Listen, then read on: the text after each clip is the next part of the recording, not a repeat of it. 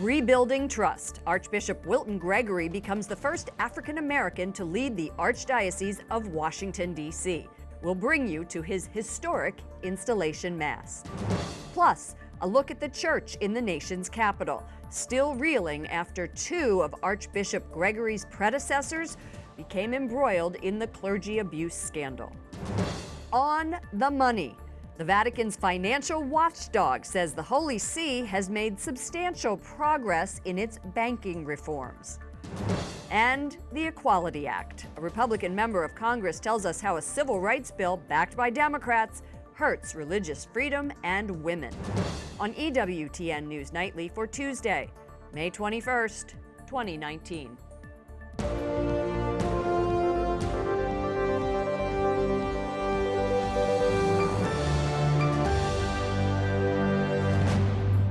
Be assured of my prayers for you, even as I ask for yours for me. May God bless our Archdiocese of Washington. Amen. A new day for the Archdiocese of Washington as Wilton Gregory is installed as its 7th Archbishop. Good evening from Washington, D.C., and thank you to those of you joining us from around the world for news from a Catholic perspective. I'm Lauren Ashburn. Archbishop Wilton Gregory has been a leader in the Church's efforts to address the clergy's sexual abuse crisis. And to lead the Archdiocese, he acknowledged to 3,000 people and hundreds of clergy that his appointment comes at a time of choppy seas as scandal enveloped the previous two leaders. Correspondent Jason Calvi attended today's Mass in North America's largest Catholic church, the National Shrine of the Immaculate Conception. Jason. Good evening. Good evening, Lauren. 8 cardinals, nearly 300 priests, 46 bishops, including the Pope's representative here to the United States, all joining in the installation of Archbishop Gregory. He leads a church in crisis. The two previous archbishops embroiled in scandals, including Cardinal Wuerl and Theodore McCarrick.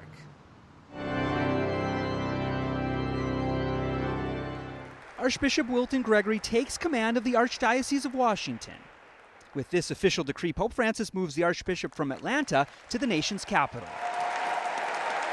Gregory takes over after months of scandals, months of anger, months of questions. I do accept the pastoral care of the people of God in the Archdiocese of Washington. I resolve to serve faithfully the spiritual needs of this local church.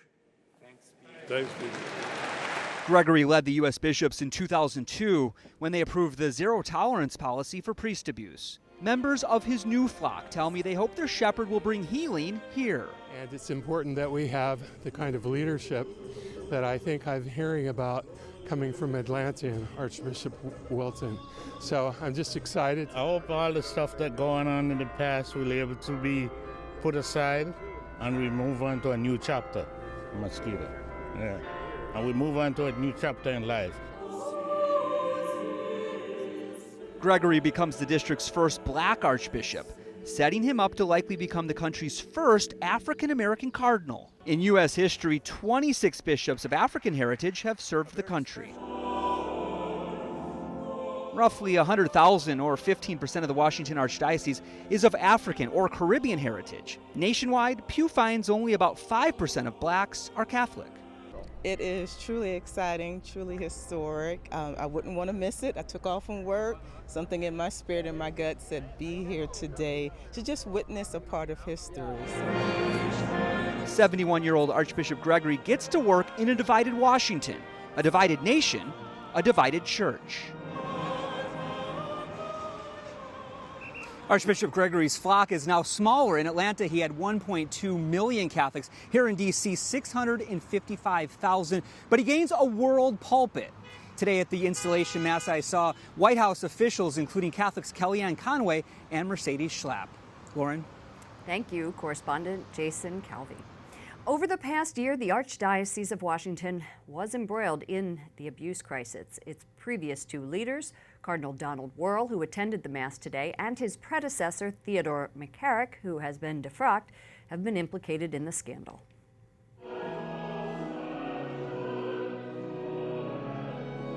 In February, Pope Francis defrocked McCarrick.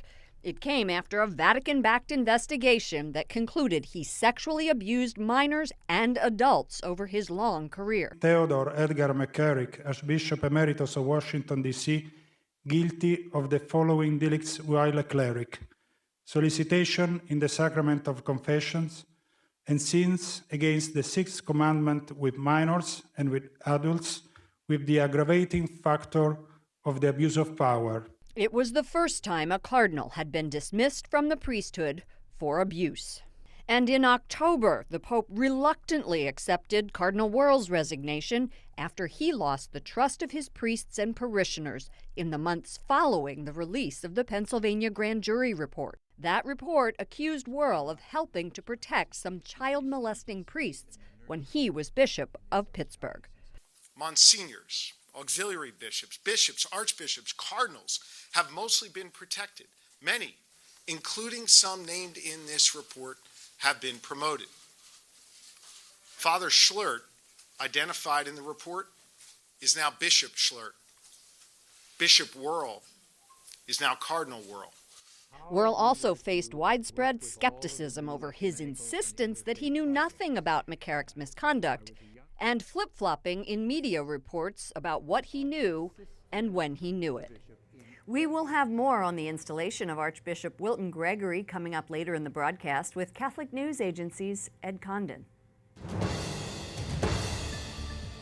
Top Trump administration officials say military moves to stop Iran from attacks on Americans are working. Secretary of State Mike Pompeo briefed lawmakers today on Capitol Hill to lay out the administration's strategy for combating the world's biggest supporter of terrorism. Correspondent Wyatt Goolsby reports from the State Department. Good evening, Wyatt.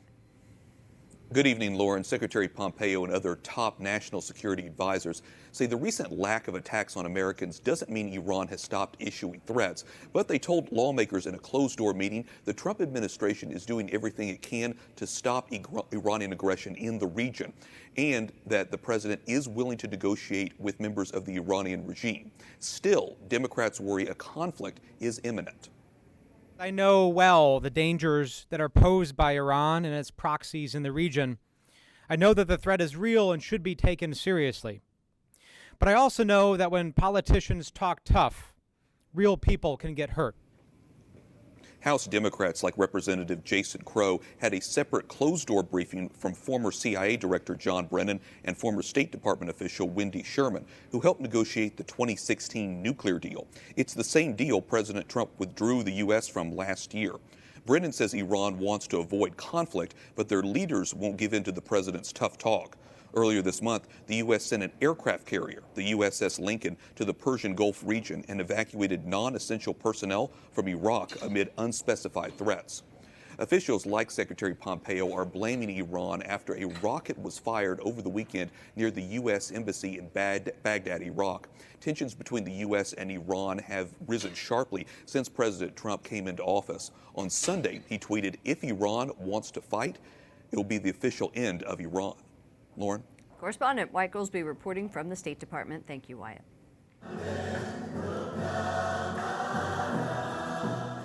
Mourners in El Salvador say goodbye to a Catholic priest believed to have been killed for refusing to make regular payments to gangs. Government officials call the death of the 38-year-old, quote, vile. They are also saying they're increasing security in the area.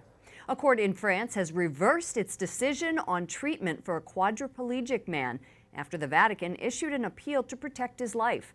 Vincent Lambert was taken off life support yesterday against the wishes of his Catholic parents. Hours later, an appeals court ordered the hospital to restart treatment for the 42-year-old. Last year, Pope Francis launched 2 appeals on Lambert's behalf and said yesterday the family remains in his prayers. The Vatican released a statement today calling the removal from treatment a serious violation of human dignity. And the Vatican's Financial Watch Group says it made significant regulatory and reporting achievements last year. Tommaso Di Rusa, the director of that Vatican group, the Financial Information Authority, joins us from Rome. Welcome back to our broadcast. Welcome to you, and good morning to everybody. Thank you. Give us the top line of this 2018 report as it relates to money laundering and financing of terrorism, all the things that you oversee? I would say the statistics and the main information relating to 2018 are quite encouraging in view of establishing an effective system for the prevention and countering of potential misuse or instrumentalization of the Vatican finance. The main goal, since in the Vatican City-State there is not a market or private market, is really the protection of this sector and at the end of the day, the protection of the Holy See and the Catholic Church. Well, you released a general risk assessment to improve performance. What does the Vatican need to do to improve in finance? Again, if the main challenge is really the strengthening of our strategies and policies in place, is first of all to recognize the potential vulnerabilities and to make the proper decisions, to adopt the proper measures, strengthening the competent authority, strengthening the policies in place, and the reporting systems, the capability, the awareness of the potential risks, and the capacity to manage these potential risks in the main interest of the Holy Sees and the customers of the Institutes for the Works of Religion. Did you find wrongdoing this year? Potential wrongdoings, yes. We received 56 suspicious activity reports. We disseminated 11 reports to the Office of the Promoter of Justice, our prosecutor, in view of further investigations. Because I know last year you were very successful in causing one person to resign. Can you say this year the Holy See is financially secure? Are you comfortable with saying that? I would say yes. If you compare the current situation with the situation we have just a few years ago, we are on the right track. At the domestic level, we have the proper institutional legal framework in place, the proper checks, and at the international level, we have the proper accreditation of the Holy See as a system at the European level, at the international level, and also having the possibility as Holy See to raise the voice using the financial sectors for the common good, not just of the Catholic Church, but for the human being, for the society as a whole. Thank you so much for joining us. Tommaso Di Russa, Director of the Vatican Financial Information Authority. Thank you. Coming up, a lawmaker weighs in on her opposition to the Equality Act.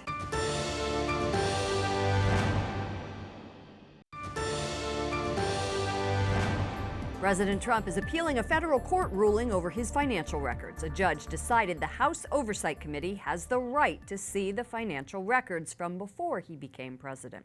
The president calls the ruling crazy. White House correspondent Mark Irons is here. Good evening, Mark.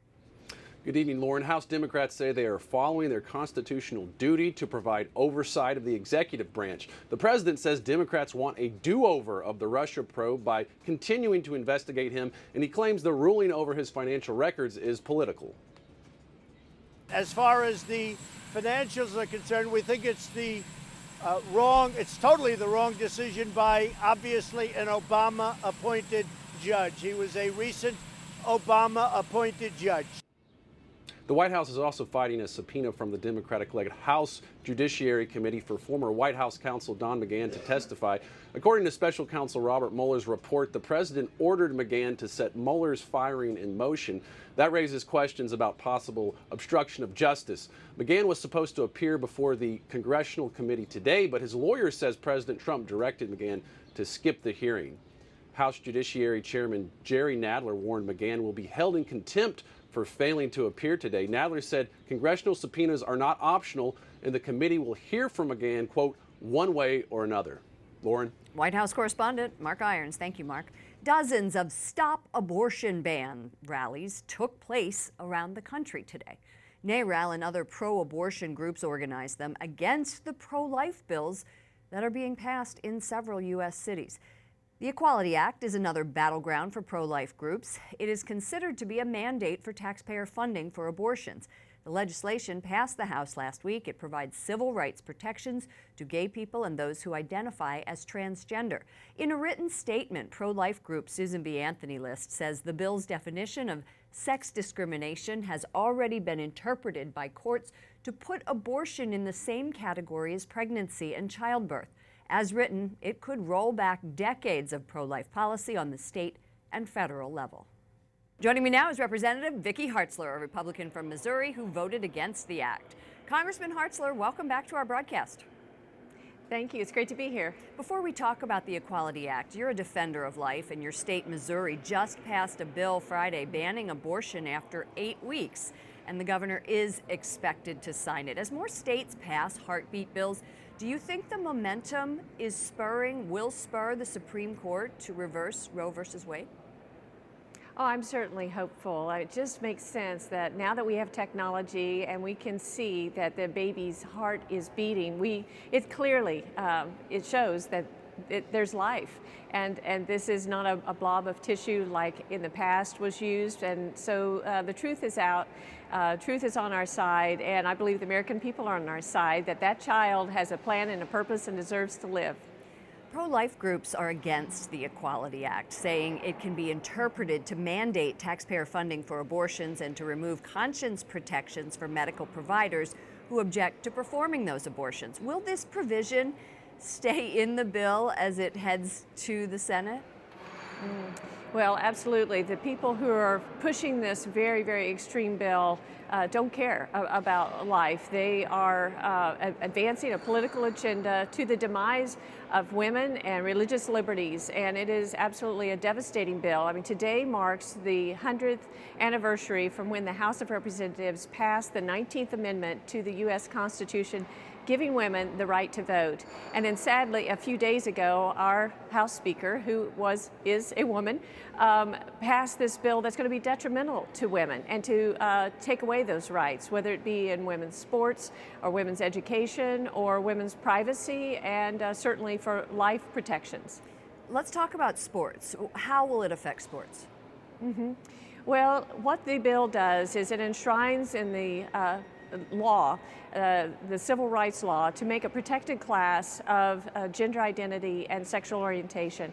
And so women's sports are at risk because men who identify as women will now be allowed to compete in women's sports. And Title IX was passed many years ago to make sure that women have an equal playing field, literally, in order to be able to have sports and participate and win. We've already seen examples of other states where they are allowing trans men to run in women's track races, and they're beating women athletes. So this is a very real threat to women's sports as well as women's educational opportunities, because women-only scholarships could be a thing of the past, as are women-only colleges or men-only colleges. When you have a very fluid definition of gender identity, which is not defined in this bill, anybody could say that I am a woman for that particular day and reap the benefits of those protections that were so hard fought to secure for women years ago. Thank you so much for joining us. Representative Vicky Hartzler, a Republican from Missouri. Up next, new developments in the battle over the remains of Bishop Fulton Sheen, and analysis of what lies ahead for Archbishop Wilton Gregory as he takes over the Archdiocese of Washington.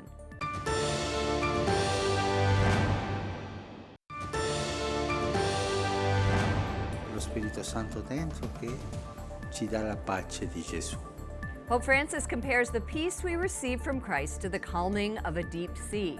At his daily Mass at the Vatican, the Holy Father says when we are nervous, we should ask for help from the Holy Spirit, and we will receive tranquility and courage. A report says the Archdiocese of New York is trying to halt the transfer of Archbishop Fulton Sheen's remains to the Diocese of Peoria in Illinois.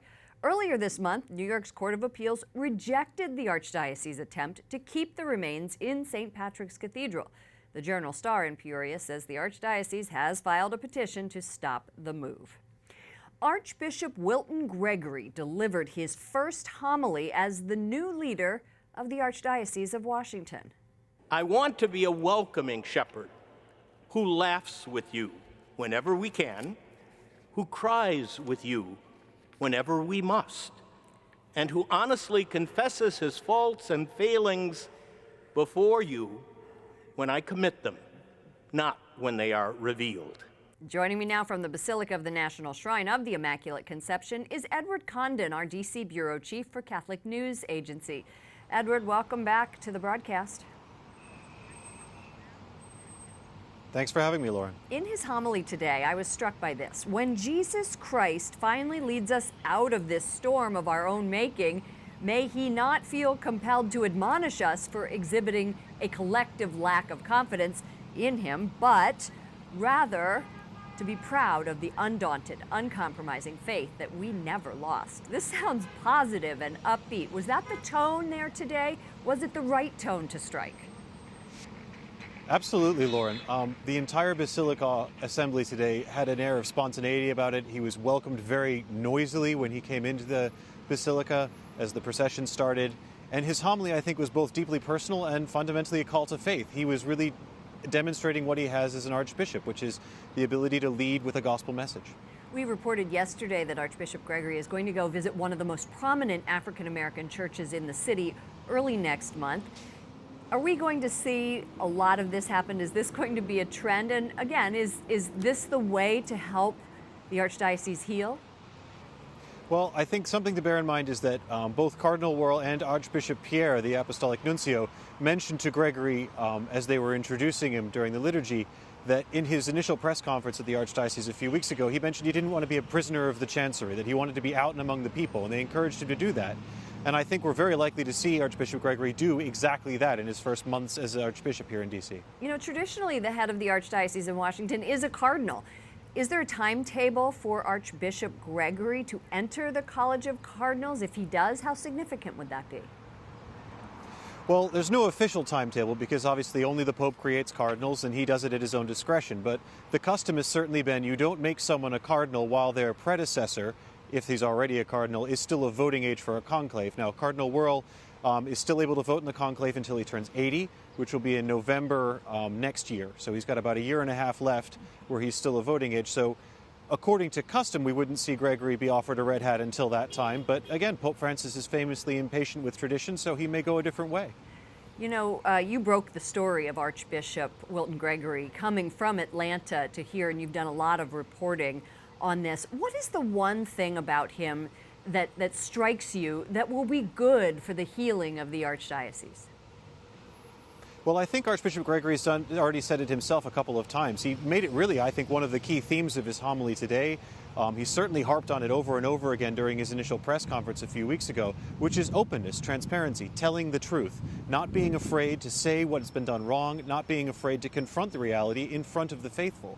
I think if there's really one lasting criticism of his predecessor, Cardinal Wuerl, it's not that Wuerl ever did anything wrong in particular, it's that he was never very comfortable talking about it in public. And I think Gregory is sounding a very different note indeed.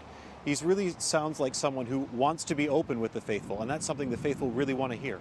Edward Condon, D.C. Bureau Chief for our Catholic News Agency, thanks so much. Thanks, Lauren. For all of us here at EWTN News Nightly, to all of you around the world, thank you for watching. I'm Lauren Ashburn. Let's keep in touch online. Follow me at Lauren Ashburn on Twitter and at Lauren Ashburn EWTN on Facebook. Good night and God bless you.